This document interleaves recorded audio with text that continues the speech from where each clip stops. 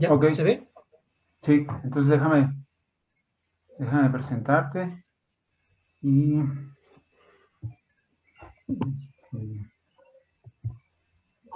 ok, bueno, pues vamos a comenzar. Buenas tardes a todos, bienvenidos al seminario Tartaglia. El día de hoy tengo el gusto de presentarles a Adrián Esparza Amador de la Pontificia Universidad Católica de Valparaíso. Déjenme les platico un poco sobre Adrián. Él estudió su doctorado en el CIMAD bajo la supervisión de Mónica Moreno en el 2017.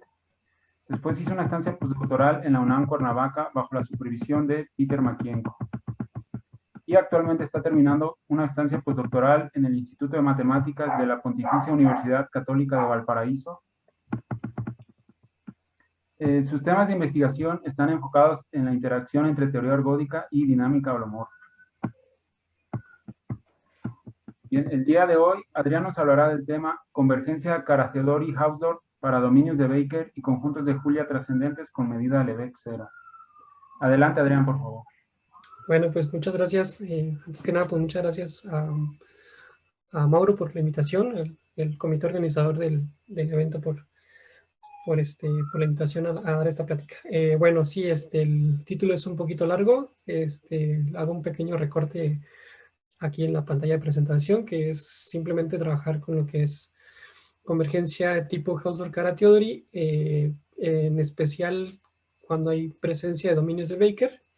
Y esto con la finalidad de trabajar o pensar un poco en lo que es la medida de Lebesgue de conjuntos de Julia, ¿no? En especial, considerar o establecer condiciones suficientes para que los conjuntos de Julia sean de medida cero Lebesgue. Ok, entonces, el trabajo se basa en lo que es la extensión de la dinámica racional. ¿Qué es la dinámica racional? Bueno, entonces tenemos una función racional compleja. Voy a estar trabajando siempre con cuestiones complejas. De hecho, debería ser dinámica compleja como tal. Y lo que estudia la dinámica racional es tomo una función racional y me fijo en la iteración de esta función, ¿no? Y entonces, lo que quiero es determinar el comportamiento de esta iteración. Perdón. Y entonces, de lo clásico que se conoce de la dinámica racional es que genera una dicotomía dentro de la esfera, ¿no? Entonces, esta dicotomía es lo que se conoce como el conjunto de Fatou, que son aquellos puntos en la esfera que tienen una vecindad, aquellos puntos en la esfera que tienen una vecindad donde las iteradas forman una familia normal, donde normal simplemente quiere decir que tiene una subsucesión convergente. Entonces el normal significa que hay un comportamiento predeterminado de las funciones, ¿no? Y el segundo conjunto es el complemento. Este complemento pues es lo que se conoce como el conjunto caótico de la dinámica racional, ¿no? Eh, Estos conjuntos deben sus nombres a Pierre Fatou y a Gaston Julia, quienes fueron los pioneros en esto, ¿no? Ahora, la dinámica racional, pues digamos, las bases, las cosas más elementales ya están bastante bien establecidas. Y la pregunta es, ¿qué pasa si yo considero una función, ya no necesariamente una función racional, sino simplemente una función holomorfa definida en un dominio de la esfera? Por ejemplo, considerar una función meromorfa. El primer conflicto que pasa aquí, cuando yo tengo una función racional, cualquier iterada de la función racional vuelve a ser una función racional, ¿sí? O sea, si yo tomo una función, por ejemplo, un polinomio, si tomo un polinomio, aplico la segunda iterada del polinomio, sigue siendo un polinomio, y lo mismo pasa con una función racional. Que lo importante aquí es que como función holomorfa, está bien definida y es holomorfa sobre toda la esfera, ¿no? Entonces, cuando trabajamos con una función meromorfa, eso quiere decir que existe una singularidad esencial que normalmente la pensamos como el infinito. Por ejemplo, en esta función tengo el término del exponencial. Entonces, en este término del exponencial, el infinito es una singularidad esencial. Eso quiere decir que no existe una extensión analítica al punto infinito en la esfera, Y no solo eso, sino que además existe una preimagen del infinito, ¿no? Lo que conocemos como polos. ¿Eso qué quiere decir? Que si yo trato de evaluar la función f en 0, pues como aquí tengo una dividido entre z y entonces tendría una división entre 0, realmente lo que estoy teniendo es que la imagen del 0 va a ser el infinito, ¿no? Y entonces ya no puedo seguir iterando en 0. ¿Por qué? Pues porque voy a parar a una singularidad esencial y entonces ya no puede pasar la iteración, ¿no?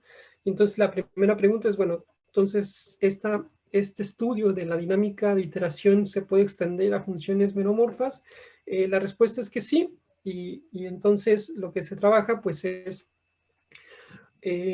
obviamente se considera una función que está definida en un subconjunto de la esfera, y que tiene como imagen, o que puede tener como imagen, toda la esfera. Entonces, ¿qué es lo que tenemos en este caso? Entonces, aquí lo que vamos a considerar es que A va a ser un conjunto compacto contable a lo más, donde la función f va a ser holomorfa en este conjunto y en ningún otro conjunto más grande. ¿Sí? Y entonces, lo primero que tenemos que tener cuidado, pues es en cómo definir la iteración. Entonces, cuando definimos la iteración, lo que tenemos que hacer es, conforme vamos iterando, ir quitando lo que serían las preimágenes de las singularidades esenciales. Al final de cuentas, este conjunto no es más que el conjunto de singularidades esenciales de la función f. Uno normalmente piensa en que una función solo tiene una singularidad esencial, porque siempre pensamos solo en el infinito como una singularidad esencial. Y de lo que voy a tratar de hablar es qué pasa en el caso cuando tengo más de una singularidad esencial. Entonces, lo básico es que las cuestiones más fundamentales o más elementales de la dinámica racional se pueden extender de manera natural. Y lo primero que uno extiende pues es la definición de lo que es el conjunto de Fatou y el conjunto de Julia, simplemente con la extensión de la definición, en el siguiente sentido, en el sentido de que ahora no solo voy a pedir que la sucesión de funciones iteradas sea normal, sino que primero que nada que esté bien definida, ¿no? Y entonces, obviamente, aquí se puede ver claramente que este conjunto, el conjunto de singularidades esenciales, no puede pertenecer al conjunto de Fatou, ¿no? Entonces ese, por ejemplo, siempre va a estar contenido en el conjunto de Julia. Y el conjunto de Julia se define de la misma manera. Hay, perdón, el conjunto de Julia tiene otra definición, que es una definición dinámica. En principio, pues estamos definiendo el conjunto de Fatou como un conjunto dinámico al momento de que nos estamos fijando en aquellos puntos para los cuales la iterada forma una familia normal. Y en principio uno define el conjunto de Julia simplemente como el complemento, entonces pareciera que no tiene una caracterización dinámica, ¿no?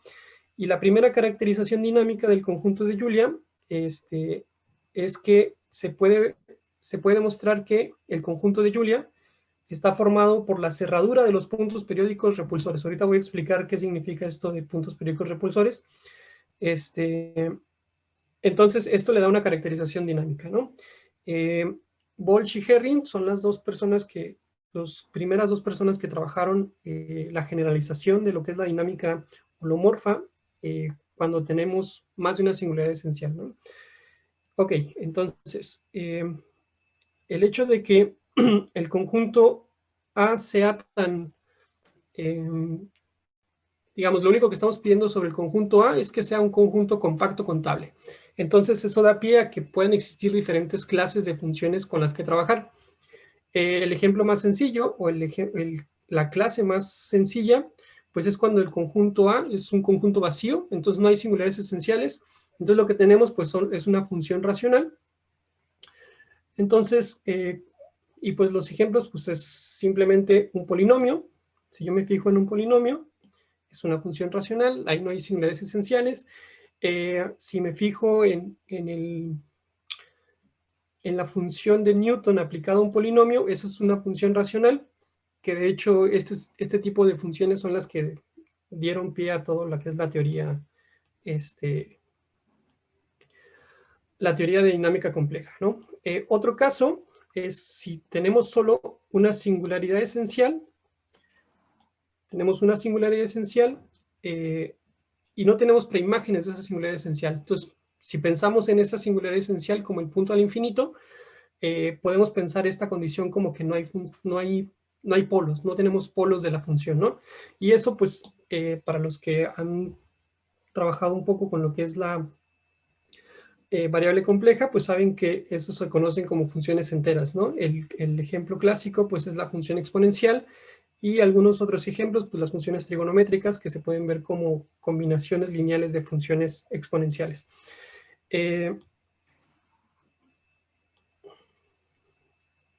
También tenemos el siguiente caso. Si tengo una singularidad esencial, pero ahora sí hay polos, ¿no? Entonces tengo al menos un polo, y además pido que ese polo tenga preimágenes. Entonces, cuando pasa eso, voy a decir que tengo una función meromorfa, ¿sí? Y el caso más general es cuando tengo más de una singularidad esencial, y ahí normalmente se conoce como la clase K de funciones meromorfas. Y la peculiaridad de esta clase de funciones es que todas se pueden ver como parte de esta clase general, ¿no? Los ejemplos para la clase meromorfa, pues es la función tangente, ¿sí? Entonces el infinito es una singularidad esencial, y cada uno de los polos de la función tangente es va a parar a la función, a la singularidad esencial. Y la función que les mencioné hace rato también. Y en el caso de una función más general, el ejemplo clásico es las funciones, se conocen como las funciones de Baranski, que es considerar la composición de la función exponencial con una racional. Entonces, aquí cada polo de la función racional se convierte en una singularidad esencial, ¿no? Entonces, ese es el tipo de funciones con las que vamos a trabajar. Y la idea de mi trabajo es la siguiente. Cuando pensamos con una función entera, en el caso de una función entera, la peculiaridad de una función entera es que si consideramos su expansión en series de Taylor, centrada en cero, por ejemplo, entonces el radio de convergencia de la función, pues es de la serie, perdón, es infinito, ¿no? O sea, para cualquier punto en el plano, esta serie va a converger. Y entonces, como tal, pues uno podría pensar en que puedo aproximar esa función, puedo aproximar la función entera a través de funciones polinomiales, ¿no? Yo sé cómo es la dinámica de las funciones polinomiales, y entonces dice, bueno, uno pensaría, bueno, sí, entonces yo sé cómo se comporta un polinomio dinámicamente, y una función entera lo puedo aproximar con funciones polinomiales. Entonces la pregunta es, ok, tengo una aproximación algebraica, y la pregunta es si se preserva la dinámica, ¿no? Entonces, aquí, bueno, puse un ejemplo que realmente no es para nada general. También puedo pensarlo de manera, no solo con una función entera, sino con una función meromorfa. Entonces, cuando tengo una función meromorfa, lo que tengo son polos, y pues igual puedo pensar que existe una sucesión de funciones racionales que aproximan esa función meromorfa, ¿no? Y la pregunta sigue siendo la misma. ¿Qué pasa con la dinámica? Puedo obtener una información dinámica a través de la convergencia algebraica, y la respuesta es que en ocasiones sí, y entonces lo que queremos es en qué ocasiones vamos a tener vamos a poder considerar el límite dinámico de las funciones. Antes que eso, pues pensamos en lo que son las propiedades básicas de lo que es la dinámica. Esto nada más es para facilitar un poco las cosas en el estudio, digamos. Lo primero es que si tengo una función entera, una función racional, entonces los conjuntos de Fatou y de Julia coinciden para cualquier iterada, ¿no? Esto es importante, por ejemplo, cuando uno trabaja la linealización, porque si yo sé que el conjunto de Fatou de una función es el mismo que el de cualquier iterado, entonces en vez de trabajar con la función normal, puedo trabajar con un iterado para, en vez de pensar con puntos periódicos, puedo pensar con puntos fijos. Y lo mismo para el conjunto de Julia. Otra de las propiedades es que ambos conjuntos son completamente invariantes. Eso quiere decir que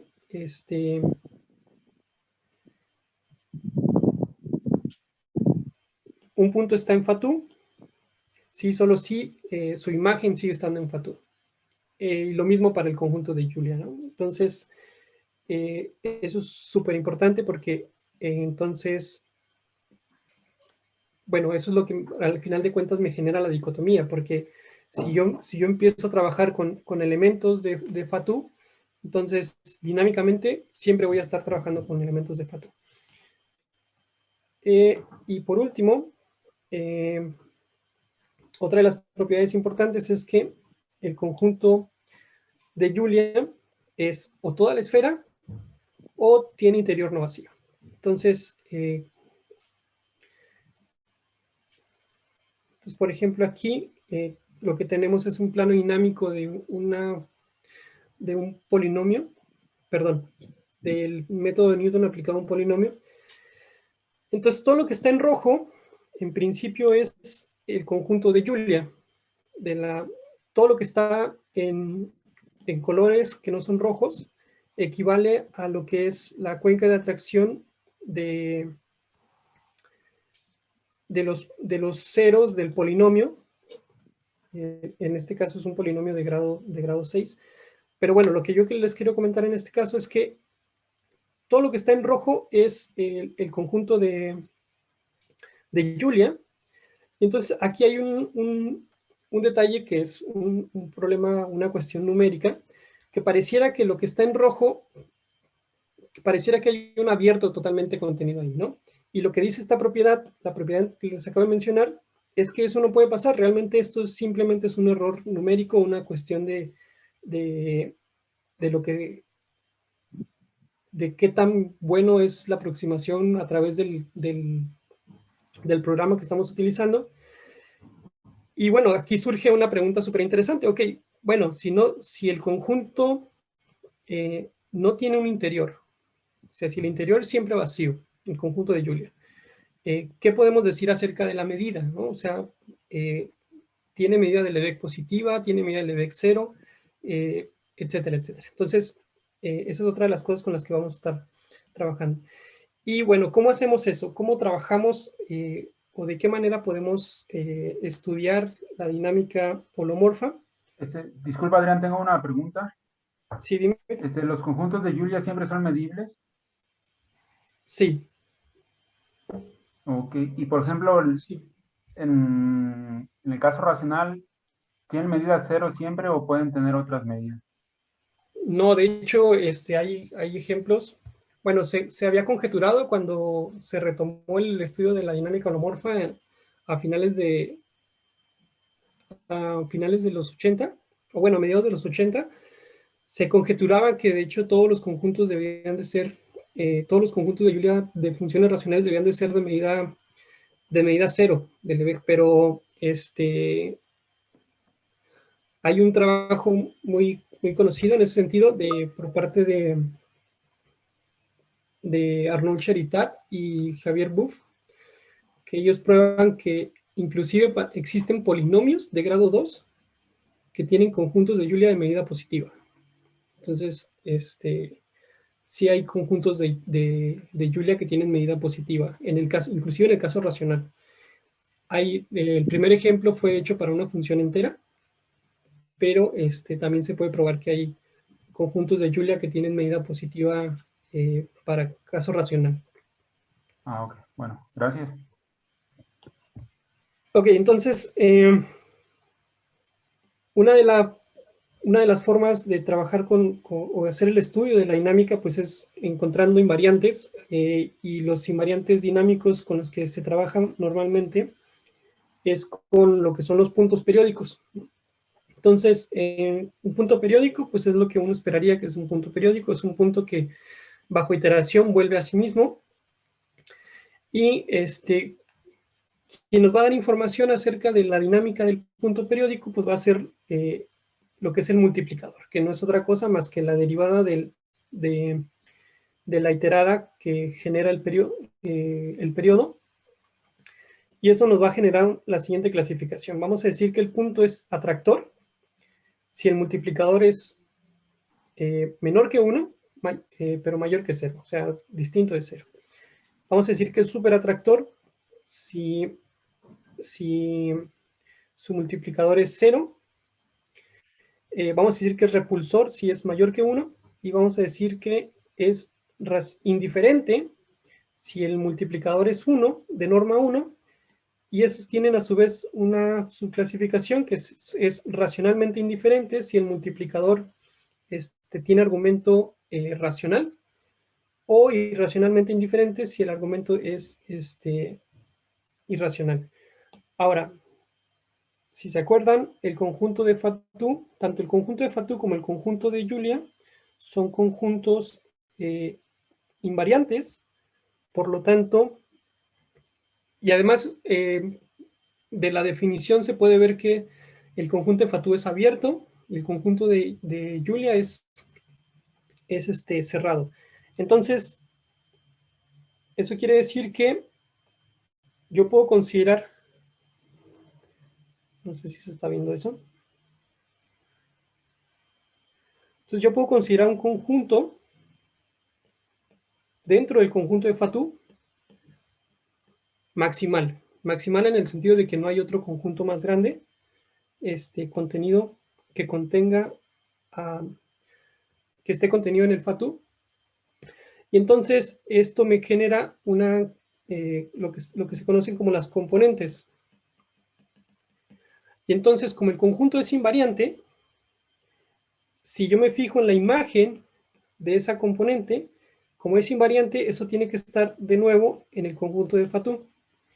Entonces, por lo tanto, todo el conjunto de iteradas tendría que estar contenido en el conjunto de Fatou. Entonces, de la misma manera en que puedo pensar en puntos periódicos, puedo pensar en componentes periódicas. Entonces, U es una componente periódica si existe un n tal que la enésima iterada de U vuelve a estar contenida en U. En ocasiones pasan las dos cosas. Puede ser que tengamos igualdad, o puede ser que simplemente tengamos la contención. Las dos cosas pueden pasar. En el caso racional siempre se tiene la igualdad, y en el caso meromorfo normalmente se tiene la contención estricta. Entonces, también podemos hablar de lo que son componentes periódicas, y lo interesante aquí es que estas componentes periódicas también tienen una clasificación, y esa clasificación está dada en términos de la existencia o no de conjuntos periódicos. Y más o menos, digamos, la clasificación es muy parecida a la clasificación de puntos periódicos. Entonces, la clasificación se divide en cinco componentes, que serían las componentes atractoras, la componente parabólica y lo que son los dominios de rotación. Entonces, aquí, cuando tengo una componente atractora, eso significa que dentro de la componente existe un punto, ya sea atractor o superatractor. Y obviamente se dice que es atractora justamente por eso, porque cualquier iteración, si yo me tomo cualquier punto dentro de la componente, entonces las iteradas van a converger a ese punto fijo o a ese punto periódico, ¿no? En el caso parabólico, el caso es bastante similar, excepto que ahora el punto no está contenido en el interior de la componente, sino que se encuentra sobre la frontera. De hecho, los puntos parabólicos pertenecen al conjunto de Julia, pero aún así tenemos la peculiaridad que todos los puntos dentro del dominio van a converger bajo iteración al punto parabólico, ¿no? En el caso de los dominios de rotación, hay dos, que son los discos de Siegel, que simplemente son dominios simplemente conexos, donde la dinámica se comporta como una rotación. La definición exacta es que existe un homeomorfismo que conjuga la dinámica aquí con una rotación real, ¿no? Y el otro tipo de conjuntos de dominios o de componentes es lo que son los anillos. Es básicamente lo mismo que un disco de Siegel, excepto que en vez de ser un conjunto simplemente conexo, es un conjunto doblemente conexo. Y una de las características que diferencia a los anillos, lo que se llama anillos de Germán, de los demás, de las demás componentes, es que para los anillos de Germán no existen conjuntos, no existen puntos periódicos asociados. Entonces, por ejemplo, cuando se retomó el estudio de la dinámica compleja, una de las preguntas era si realmente existían anillos de Germán. No, era simplemente una conjetura el que existieran anillos de Germán. Y bueno, se puede probar que sí existen anillos de Germán, pero no tienen puntos periódicos asociados. Ok, entonces todo esto es en lo que es la dinámica racional, pero de hecho se extiende al caso meromorfo. O sea, también en el caso meromorfo tenemos estas componentes, pero cuando trabajamos con funciones meromorfas, hay dos nuevos tipos de componentes, lo que son los dominios errantes, que no voy a trabajar aquí, pero son simplemente dominios que están vagando sobre el dominio, sobre el plano, sobre la parte donde estén definidos, y no regresan, nunca regresan a sí mismos, ¿no? Como las componentes periódicas. Y los otros tipos de componentes son los dominios de Baker, que son los que nos interesan a nosotros ahorita. ¿Y qué es un dominio de Baker? Entonces, un dominio de Baker va a ser un dominio invariante, ¿sí? Entonces tengo una función que va del dominio en sí misma. Entonces vamos a decir que es un dominio de Baker si existe una singularidad esencial en la frontera del dominio de Baker, tal que la dinámica es convergente a ese punto, a esa singularidad esencial, ¿sí? Entonces, bueno, en ocasiones se le llama punto de Baker a esa singularidad esencial. A pesar de su definición, es bastante natural encontrar ejemplos de dominios de Baker. Por ejemplo, si tomamos esta función es una función entera trascendente, tengo una singularidad esencial en el infinito, pero si nos fijamos en puntos que estén muy a la derecha del plano, entonces esto se va volviendo cada vez más despreciable. Entonces realmente la función se comporta como un z más 1. Entonces conforme voy iterando, es como moverme hacia la derecha nada más. Entonces lo que está pasando con los semiplanos derechos es que todos los puntos sobre semiplanos que están suficientemente a la derecha, todos los puntos van a converger al infinito, ¿no? ¿Sí? Aunque ese punto al infinito no es ni un punto fijo ni nada por el estilo, es una singularidad esencial. O sea, es un punto por demás caótico, ¿no? Si, por ejemplo, si le aplicamos la definición o la propiedad de lo que es el teorema de Picard a singularidades esenciales, es un punto por demás caótico, ¿no? Entonces, de hecho, siempre vamos a tener que esos puntos están en el conjunto de Julia. Entonces, no es tan difícil considerar que existen estos dominios de Baker, y obviamente van a aparecer únicamente cuando estemos trabajando con funciones enteras o meromorfas, ¿no? Otro ejemplo, no tan trivial, es el siguiente. Si nosotros nos fijamos en esta función, aquí lo que tenemos es que el infinito es una singularidad esencial y tenemos un polo. Aquí lo que se puede hacer es fijarnos en la segunda iterada.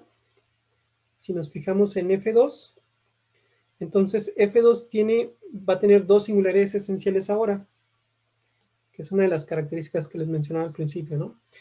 Entonces, ahora voy a tener dos singularidades esenciales, y esas singularidades esenciales, pues es porque el 0, que era un polo de la función original, se convierte ahora en una singularidad esencial para la segunda iterada. Y entonces lo que tenemos aquí, o bueno, lo que se prueba en este caso, es que esas dos singularidades esenciales generan o tienen asociado un ciclo de dominios de Baker de periodo 2.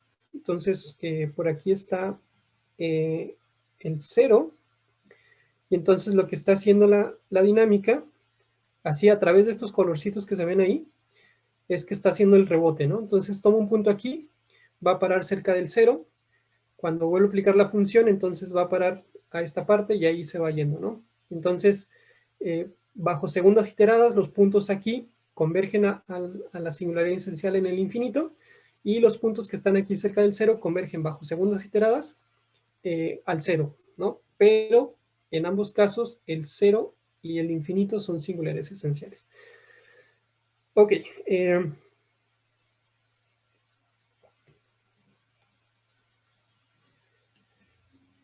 Ahora, otra de las cosas que pasan o fenómenos que ocurren dentro de la dinámica meromorfa es que podemos encontrar familias de dominios de Baker. ¿Qué es esto?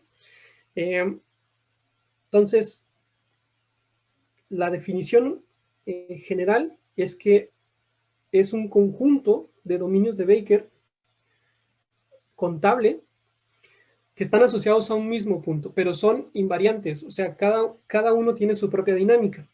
Eso es lo que se conoce como una familia de dominios de Baker. Y el primer ejemplo de una familia de este tipo está de la siguiente manera. Consideremos, si nos fijamos en esta función, es una función entera trascendente, pero claramente el 0 es un punto fijo. Si nos fijamos en su multiplicador, perdón, si nos fijamos en el multiplicador de 0, nos podemos fijar que, perdón,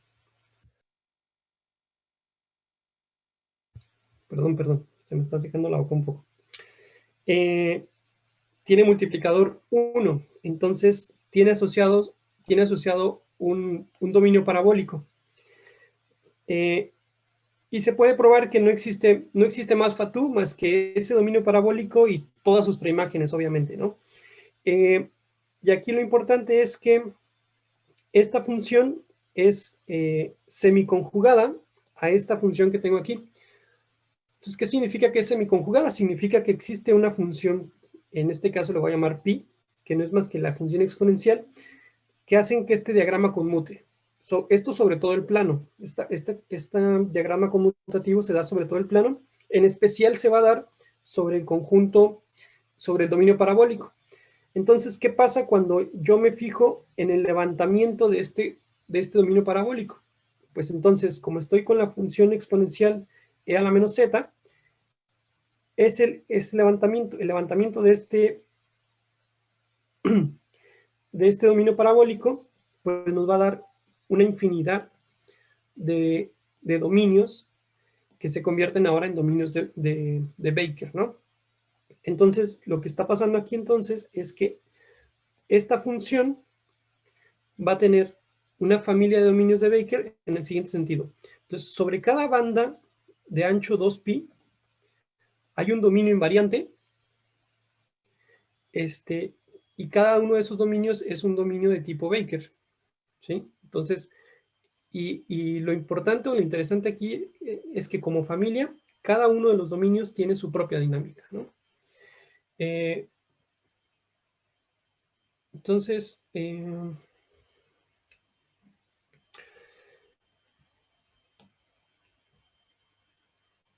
el 99, Rippon y Stallard generalizan la definición de este ejemplo, o bueno, generalizan este ejemplo para funciones en principio enteras, pero también para funciones meromorfas en general, ¿no? Entonces, ellos prueban que si tengo una función meromorfa que en un semiplano derecho es analítica y cumple con esta condición asintótica, entonces lo que va a pasar, a resumidas cuentas, es que va a existir una familia de dominios de Baker, ¿sí? Entonces para cada K en los enteros existe un dominio de Baker que tiene justamente la misma característica que les acabo de mencionar, ¿no?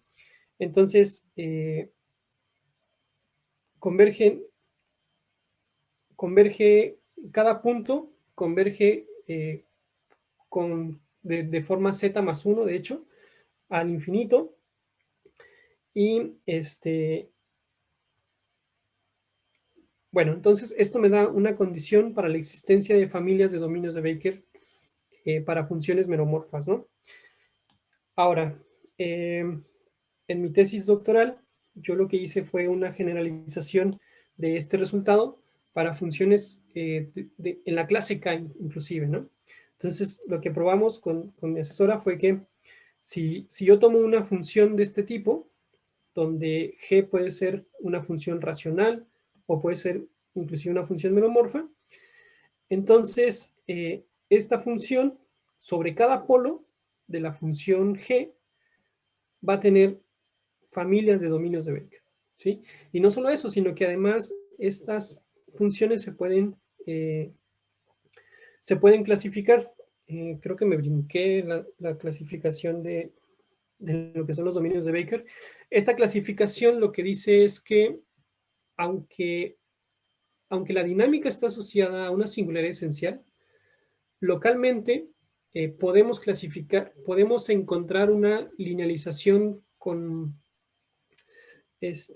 una linealización de la dinámica de los dominios de Baker.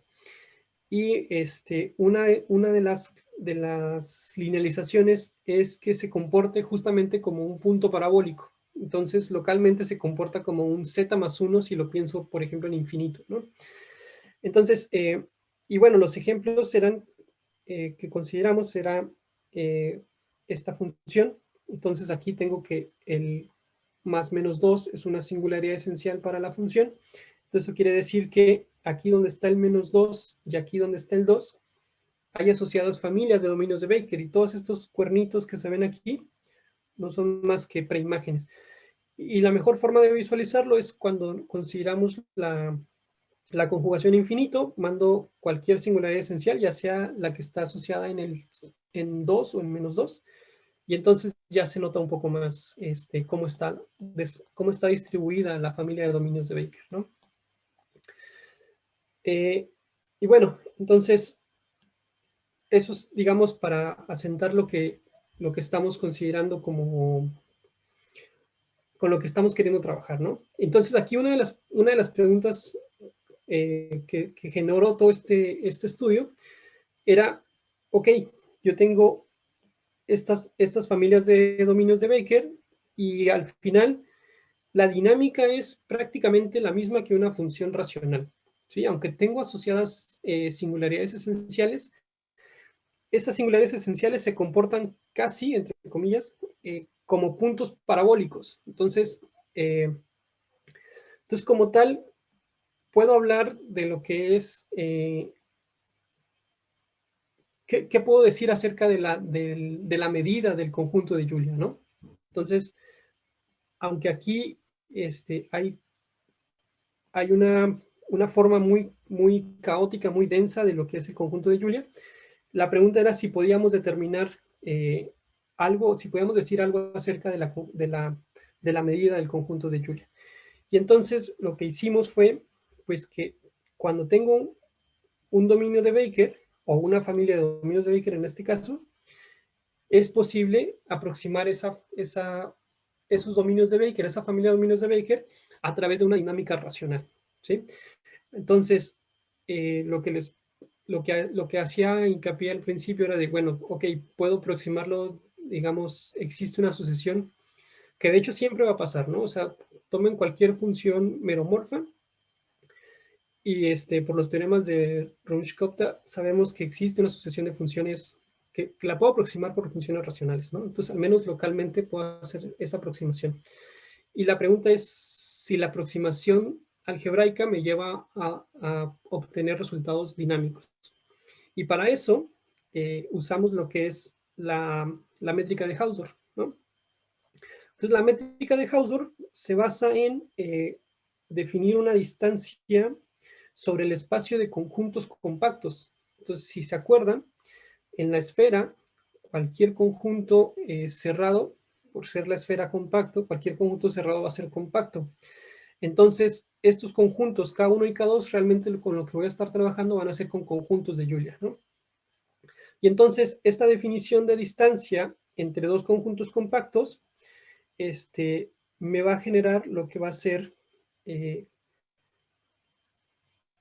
la definición de cuándo una sucesión de compactos va a converger a un compacto límite, ¿sí?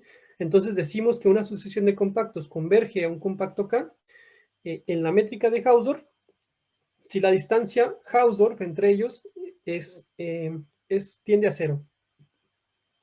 Esto quiere decir que para todo epsilon mayor que 0 existe un n tal que el compacto límite va a estar contenido en una epsilon vecindad de los compactos Kn, y también, esto tiene que pasar simultáneamente, todos los compactos Kn eventualmente van a estar dentro de una epsilon vecindad del compacto límite. Entonces, esto se ve más o menos así. Entonces, es un ejemplo muy trivial, digamos. Consideren, por ejemplo, K1. K1 es el triángulo que es más oscuro, y K2 el triángulo en morado que es, perdón, el polígono que es en morado un poco más claro. Entonces, una epsilon vecindad va a ser tomar todos los puntos que están a distancia epsilon del conjunto compacto, y, por ejemplo, aquí lo que tenemos es que el conjunto K1 va a estar contenido en la epsilon vecindad del conjunto K2, y el conjunto K2 está en la epsilon vecindad del conjunto K1, ¿no? Entonces es una manera de ver que dos conjuntos están, esto es cómo se ve la distancia entre dos conjuntos compactos. Y entonces, si hacemos que, obviamente, al hacer el epsilon tan pequeño como nosotros queramos, al final lo que tenemos es que los conjuntos pues van a ser, topológicamente van a ser muy parecidos, ¿no? Y entonces eso es con lo que vamos a estar trabajando como la convergencia en la que estamos trabajando, y eso es lo que me va a dar la convergencia dinámica. ¿Por qué? Pues porque aquí lo que voy a trabajar yo es, si yo tengo una asociación de funciones racionales, cada función racional tiene asociado su conjunto de Julia, y entonces dinámicamente lo que quiero es que los conjuntos de Julia converjan al conjunto de Julia de la función límite. Y uno diría, bueno, pero el conjunto de Julia es el conjunto caótico, entonces a lo mejor realmente no estás obteniendo mucha información a través de la convergencia caótica, ¿no? Y bueno, la ventaja es que, acuérdense, los conjuntos son completamente invariantes. Entonces, como puedo definir una convergencia de tipo Hausdorff, tengo también una convergencia con respecto a abiertos, y esa es la convergencia Carathéodory. Entonces, igual, yo voy a decir que una sucesión de abiertos va a converger a un abierto límite en el sentido de Carathéodory si pasan estas dos cosas, ¿sí? Si cualquier compacto en el abierto límite existe un n tal que ese compacto está en todos los abiertos después de n, digamos, y además, si tengo un abierto U en una cantidad infinita de la sucesión de abiertos ON, entonces ese conjunto abierto está en el conjunto límite. Si pasan estas dos cosas, entonces lo que tenemos es que los abiertos convergen. Y aquí la maravilla es que estas convergencias son complementarias, en el sentido de que yo voy a tener una convergencia entre conjuntos compactos si solo si tengo una convergencia Hausdorff entre conjuntos compactos si solo si tengo la convergencia Kara-Teodori entre sus complementos. Y entonces eso es excelente porque conjuntos compactos y sus complementos, en los conjuntos compactos son los conjuntos de Julia y entonces sus complementos son los conjuntos de Fatou. Entonces, si yo consigo la convergencia Hausdorff, lo que estoy teniendo realmente es que hay una convergencia en los conjuntos de Fatou. ¿Sí? Entonces, sí es suficiente tener una convergencia Hausdorff para poder determinar que hay una convergencia dinámicamente. ¿Sí? Entonces, de hecho, podemos decir que una sucesión de funciones converge a la otra dinámicamente si converge primero algebraicamente y después sus conjuntos de Julia convergen en la métrica de Hausdorff. Y entonces la pregunta es, ¿cuándo pasa esto, ¿no? ¿Bajo qué condiciones, si tengo una convergencia local y uniforme, se cumple también tener una convergencia de tipo Hausdorff o de tipo Kara-Teodori? Y bueno, el ejemplo base es, obviamente, pues es la función exponencial, ¿no? Siempre que uno piensa en funciones trascendentes, lo primero que se le viene a la mente, pues es la función exponencial. Y entonces, si ustedes toman una función, perdón, toman la función exponencial, que de hecho pueden pensarlo como la familia exponencial, familia con respecto a lambda, entonces esta función es bastante bien aproximada por esta sucesión de polinomios, ¿no? Entonces esto converge. Y la pregunta es si esta convergencia se extiende de manera dinámica. Y la respuesta es que sí. O sea, ese es un buen candidato para aproximar dinámicamente a la función exponencial. El teorema, de hecho, es del 92. Entonces, si el parámetro lambda es tal que la función exponencial tiene una órbita rotatora, entonces los conjuntos de Julia convergen en la métrica de Hausdorff. De hecho, también, si lambda es tal que el conjunto de Julia de la función exponencial es toda la esfera, entonces los Julias convergen a la esfera de Riemann en la métrica de Hausdorff. O sea, hay una convergencia de los Julias en la métrica de Hausdorff. Y este inciso B es lo que genera un pequeño conflicto. ¿Por qué? En este caso, uno puede probar que los conjuntos de Julia, para el caso que lambda es tal que el conjunto de Julia es toda la esfera, estos Julia de hecho son cantors. Para cualquier n, estos Julias van a ser cantors. ¿Y qué es lo que tengo aquí? Yo tengo que una sucesión de conjuntos de Cantor convergen en la métrica Hausdorff a toda la esfera. Entonces, aquí hay un problema, porque si yo tengo que esto es una sucesión de conjuntos Cantor, se puede probar que esos tienen medida cero, medida Lebesgue cero. Pero en el límite ya no tengo medida Lebesgue cero, sino de hecho tengo medida Lebesgue total, ¿no? Porque el límite es toda la esfera. Entonces, ok, ya tengo convergencia Hausdorff, pero puedo perder la convergencia en cuestión de medida. Entonces, la pregunta es, ¿qué condiciones necesito para que además de tener una convergencia dinámica, se preserven propiedades métricas con respecto a los conjuntos de Julia, ¿no? Y eso es lo que faltaría de ver. Este par de teoremas que acabo de mencionar los generalizaron 3 años después, y lo que dice es que si tengo una función meromorfa, ya sea racional o trascendente, y tengo una sucesión de funciones que convergen local y uniformemente sobre compactos, entonces si el conjunto de Fatou consiste solo de cuencas de atracción, entonces el conjunto de Julia, la sucesión de conjuntos de Julia convergen en la métrica Hausdorff. Y esta condición es buena, pero no es suficiente, ¿no? No va a ser suficiente inclusive para ver qué.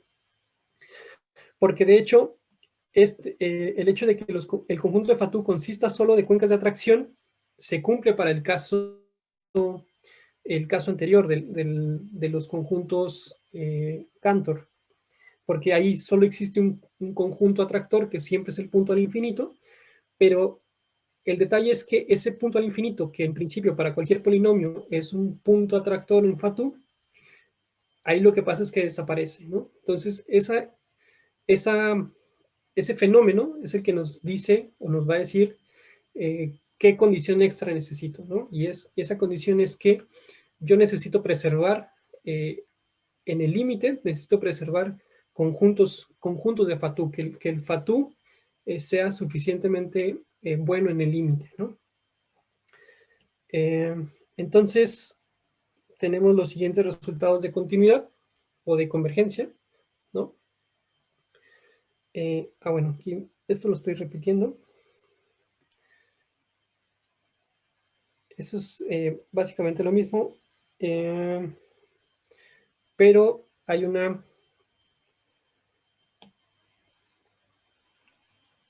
extra, ¿no?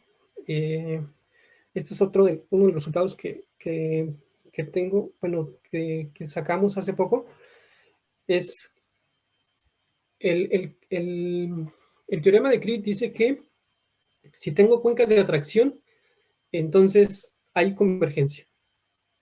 Y lo que nosotros hicimos fue extender para el caso cuando tengo no solo cuencas de atracción, sino también tengo cuencas parabólicas, ¿no? Entonces, en el caso que tengo cuencas parabólicas, si solo tengo cuencas parabólicas, entonces también tengo una convergencia de tipo Hausdorff, ¿no? Pido una serie de condiciones extra, que no es otra cosa más que pedir que la convergencia de los parabólicos se dé de una buena manera hasta cierto punto. Y para el caso de dominios de Baker, existe un resultado, pero el que nos interesaba a nosotros era el caso de familias de dominios de Baker. Perdón. Entonces, igual, si la función f solo contiene cuencas atractoras, cuencas parabólicas y o familias de dominios de Baker del tipo Ripon-Stalar, entonces si tengo la convergencia uniforme y pido alguna serie de condiciones extra, entonces lo que voy a tener es que voy a tener la convergencia Hausdorff de los conjuntos de Euler, ¿sí? Entonces tenemos la extensión de cuándo podemos conservar, inclusive en la presencia de dominios de Baker, inclusive en la presencia de familias de dominios de Baker. Aquí lo que realmente pasa es que existen direcciones, o sea, todas estas condiciones lo único que están generando están determinando direcciones en el espacio de funciones donde hay una convergencia dinámica, ¿no? Eso es importante recalcarlo porque cuando tenemos familias de dominios de Baker o dominios de Baker en general, son en el espacio total, son conjuntos o dominios totalmente discontinuos. Entonces, no estamos diciendo que los dominios de Baker sean continuos en el espacio de funciones, sino que lo que estamos diciendo es que existe una dirección en el espacio de funciones donde tenemos la convergencia dinámica a familias de dominios de Baker. Y bueno, entonces ya lo único que nos falta es determinar cuándo esa convergencia nos da información sobre la métrica. Me voy a apurar un poquito porque ya se me está acabando el tiempo. Entonces, existe una condición para cuando un conjunto de Julia tiene medida cero. Entonces, y la condición es que si la función racional restringida sobre el Julia es expansiva, entonces la medida del Julia es cero, la medida del Lebesgue, ¿no? Donde expansiva significa que existe una métrica, ¿sí? Donde con respecto a esa métrica, la función no contrae, ¿no? Sino que se mantiene siempre a una distancia positiva las iteradas, ¿no? Localmente. Eso es básicamente lo que nos quiere decir que sea expansiva. Y bueno, el dibujo del conjunto de Mandelbrot nada más era para decirles lo que ya había mencionado, que existen parámetros en el espacio de Mandelbrot para los cuales el conjunto de Julia, de hecho, tiene medida positiva, ¿no? Entonces, sí es importante que sea al menos expansiva. Y aquí, el hecho de que sea al menos expansiva nos dio la idea de que realmente se puede extender para el caso de dominios de Baker, porque cuando tengo dominios de Baker que son linealizables, esa linealización es un comportamiento localmente como un comportamiento parabólico. Y el que sea expansiva nos dice que a lo más hay dominios parabólicos. Entonces, nada más un par de definiciones antes de poner el resultado final.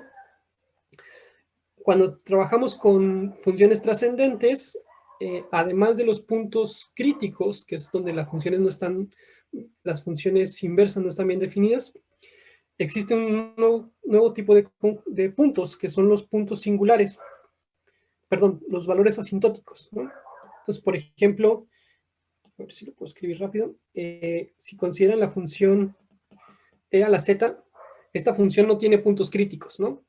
Pero aunque no tiene puntos críticos, no es totalmente invertible. Entonces, ¿quién es quien genera el que no haya puntos invertibles? Pues son los valores asintóticos. En este caso, el 0 es un valor asintótico.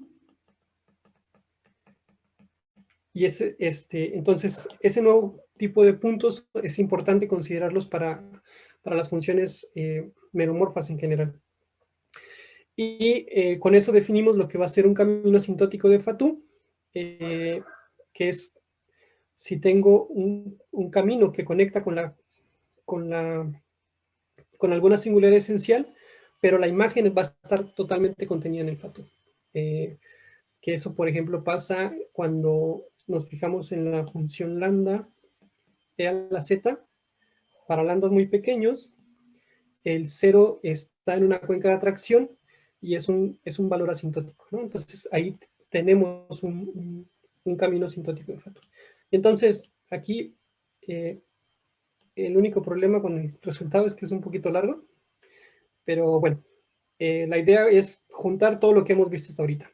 Entonces, considero una función meromorfa en la clase general K, tal que no tenga valores singulares, su conjunto de valores singulares sea disjunto del conjunto de Julia, y supongamos que existe una sucesión de funciones racionales que convergen a f, y que además tengo una convergencia de los Julia en la métrica Hausdorff.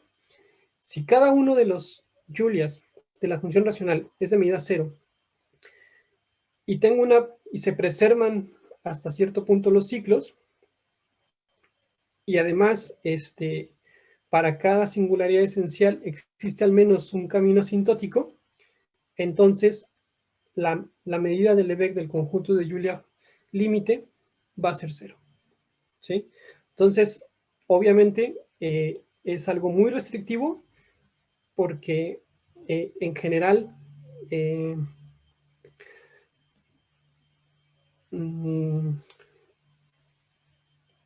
se puede probar que la mayoría de los conjuntos, que la mayoría de los conjuntos de Julia de funciones meromorfas son bastante burdos, que tienen medida positiva. Entonces, realmente esto sí es bastante restrictivo, pero es hasta cierto punto necesario. Entonces, con eso tenemos el siguiente ejemplo. Entonces, tengo esta función. Esta función es parecida a la que vi hace rato, que tenía dos singularidades esenciales. En este caso tengo dos singularidades esenciales, que sería el infinito y el cero de el polo de esta función racional. Y lo que hago, pues, es aproximarlo con funciones racionales de este tipo, ¿sí? Entonces, se puede probar que cada una de estas funciones racionales cumple con los criterios de la del teorema, que esto es que el conjunto de Fatou solo consiste de dominios parabólicos a lo más. Y bueno, aquí se ve un poco lo que está del lado izquierdo es la dinámica de la función límite, y lo que está del lado derecho es, perdón, al revés. Lo que está del lado izquierdo es la función racional, y lo que está del lado derecho es la función límite, ¿no? Aquí hay un acercamiento porque en esta parte tengo una singularidad esencial, y aquí tengo un poco la aproximación, ¿no? Y entonces, como esta función tiene solo, se puede probar que cada una de estas RN son expansivas, entonces los conjuntos de Julia tienen medida cero. Al final lo que probamos es que esta función también tiene conjunto de Julia de medida cero, ¿no? Las conclusiones, ya para terminar.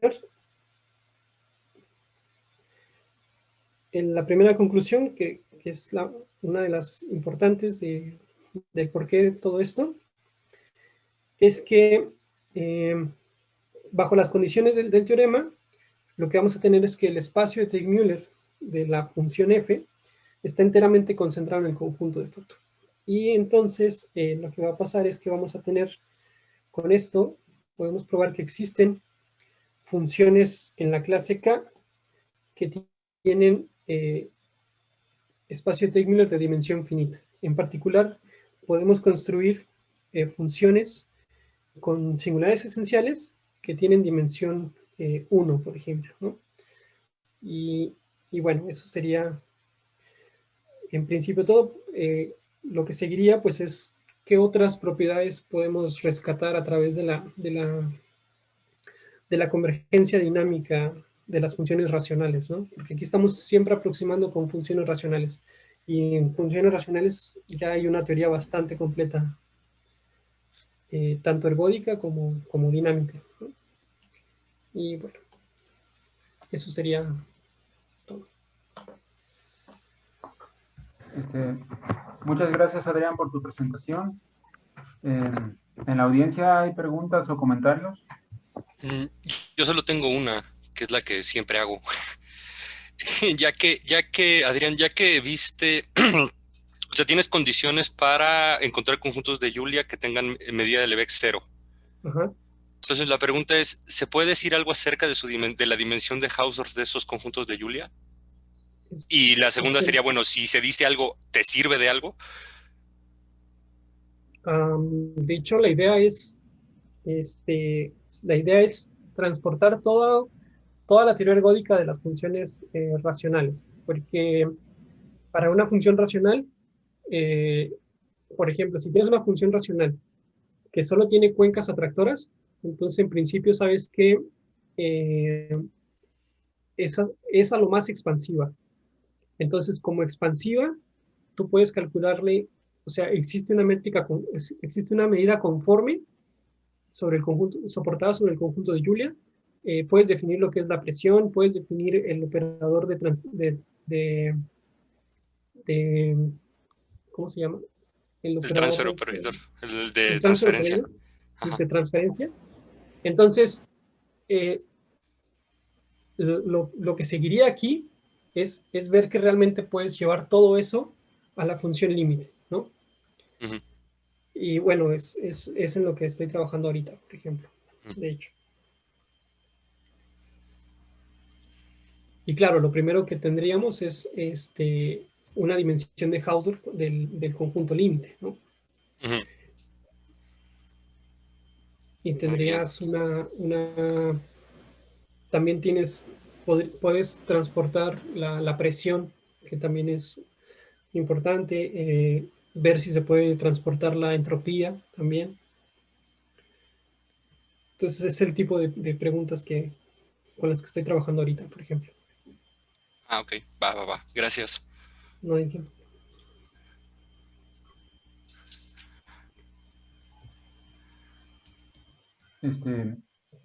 ¿Hay más preguntas o comentarios?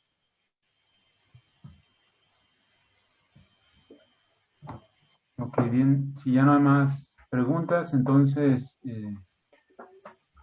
pues te agradezco, Adrián, por tu presentación. y damos por terminado el seminario del día de hoy.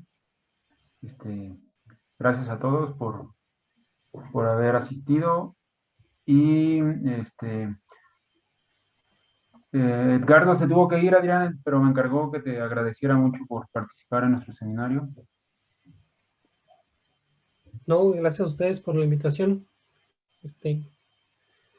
Y Un pues, placer estar aquí.